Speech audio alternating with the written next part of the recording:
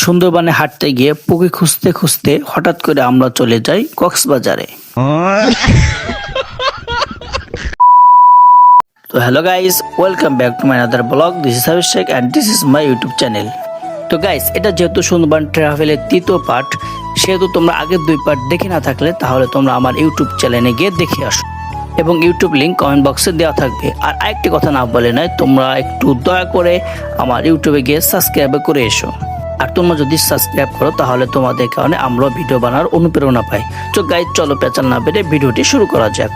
Guys, Andaman রিসোর্টে যাওয়ার পর এরপরে আমাদেরকে নিয়ে যাওয়া হয় অরণ্য ইগোনা কি একটা নাম আছে, সো তোমরা কমেন্টে জানিয়ে দিও। আমি যেহেতু প্রথম গেছি সেহেতু আর কি আমার নামটি মনে নেই। সো গাইস, আমরা সেখানে যাই, যেহেতু সেখানে অনুমতি নিয়ে যাওয়া লাগে।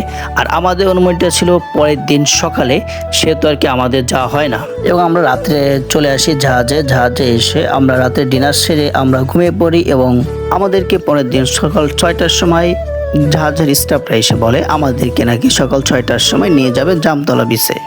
তো গাইস, আমরা জামতলা বিচে যাওয়ার জন্য সকালবেলায় সুশীতল ঠান্ডা পরিবেশের ভেতর দিয়ে চলে যাই, প্রকৃতির সৌন্দর্য উপভোগ করতে করতে, এবং প্রকৃতির সৌন্দর্যের মাঝ দিয়ে আমরা চলে যাই জামতলা বিচের দিকে। এবং জামতলা বিচে যাওয়ার জন্য আমরা একটি ছোট নালা পথে প্রবেশ করি, এবং আমরা অবশেষে চলে আসি প্রকৃতিতে ঘেরা জামতলা বিচে। এবং জামতলা বিচে যেহেতু আমরা সকালবেলায় গিয়েছিলাম, ভোরের দিকে গিয়েছি, সেহেতু আর কি আমাদের সবচেয়ে বেশি যে চ্যালেঞ্জের মুখোমুখি হতে হয়েছে সেটা হচ্ছে যে তোমার প্রায় 3 কিলোমিটার রাস্তা পাড়ি দিয়ে তোমার যেতে হয়েছে সমুদ্রের একটি অংশ দেখতে। এবং গাইস, জামতলা বিচে যাওয়ার পর তোমার যে প্রকৃতি ঘেরা যে সমুদ্র এবং সমুদ্রের পাশে যে সুন্দরবন, এই জায়গাটা জাস্ট ওয়াও। এবং জামতলা বিচ দিয়ে যাওয়ার সময় আমরা ডিসকভারির কিছু ফিল পাচ্ছিলাম। সো গাইস, আমরা হাঁটি পাপা করতে করতে যাচ্ছিলাম, এবং আমাদের সাথে ভয় এবং আতঙ্ক কাজ করছিল। এবং এটা এমন একটি জায়গা যেখানে তোমার চারিদিকে আছে সুন্দরবন, এবং সুন্দরবনের মাঝ দিয়ে তোমার রাস্তা চলে গেছে সোজাসুজি সমুদ্রের দিকে। এবং আমরা যাওয়ার সময় হাজার হাজার মানুষ যাচ্ছিলাম, কিন্তু আমাদের সবাই আতঙ্কে ছিলাম যে এখন যদি একটি বাঘ এসে আমাদেরকে সকালে নাস্তা বানিয়ে নেয় তাহলে করারও কিছু ছিল না। সো দ্যাটস ইট গাইস, আমরা তোমাদের সাথে কথা বলতে বলতে চলে আসলাম সমুদ্রের পাড়ে। এবং সমুদ্রের পাড়ে যাওয়ার যে দৃশ্যটা দেখো, জাস্ট ওয়াও। এবং চলো গাইস, সমুদ্রের কিছু ভিউ তোমাদের সাথে শেয়ার করি সিনেমাটিক ভিডিওর মাধ্যমে।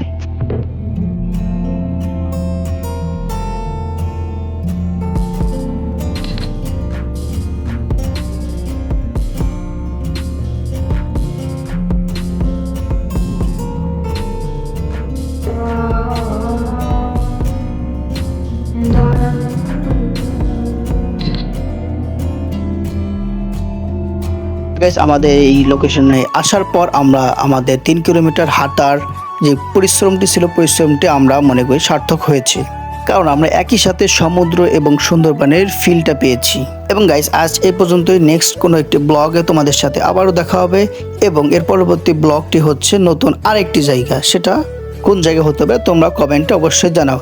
তো গাইস, নেক্সট কোনো ব্লগ আসা পর্যন্ত তোমরা ভালো থাকবা, সুস্থ থাকবা। তোমাদের সাথে পরবর্তী আবারও দেখা হবে। So good bye.